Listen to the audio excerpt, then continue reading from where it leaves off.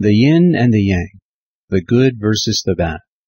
Oriental culture teaches that evil is necessary, indispensable for the growth and fulfillment of the human being.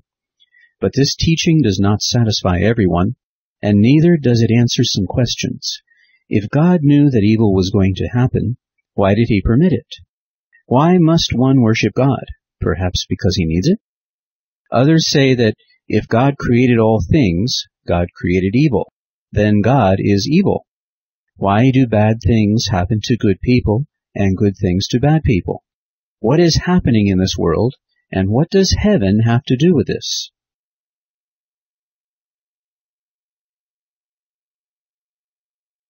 Charles, who works in an office, accuses the company manager of serious breaches of conduct, such as oppression and cruelty to his employees. Days later, Charles is found dead, and it was well known that he had had some heated arguments with the manager. What would you think? That Charles was right and the manager had wanted to silence him for his interference and therefore killed his accuser so that no one would verify the truth of his accusations? And if the manager of our story hadn't murdered Charles, certainly his co-workers and witnesses would have been able to verify his accusations against the manager. Let's look at this in another dimension.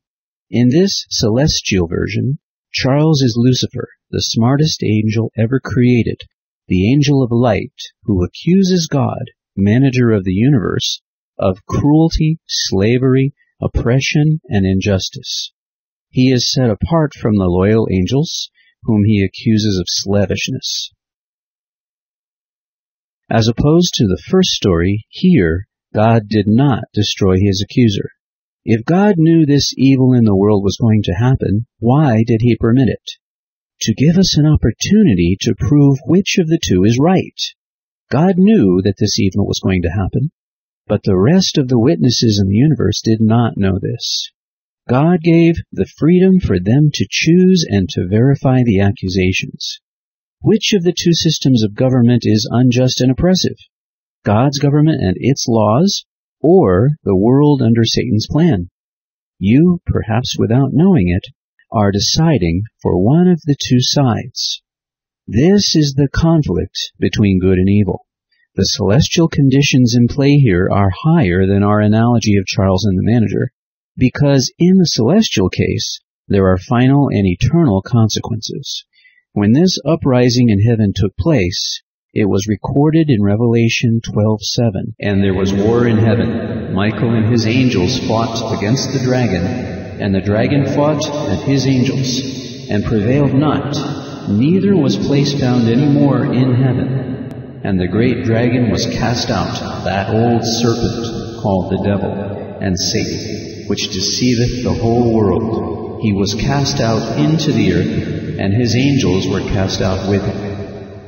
Revelation 12:4 reports to us that during this rebellion, a third of the angels who, by free election, chose to disobey God, were cast out of heaven. God did not eradicate them. Instead, he expelled them from heaven. The development of this conflict is taking place in a private locality of the universe, planet Earth. Why the Earth? Because when Adam and Eve ate of the tree of the knowledge of good and evil, it made the earth a unique world of all the worlds created. For the door unto sin was opened, and the world embraced it. Satan established his headquarters here on earth, and demanded for himself all the recently fallen humans.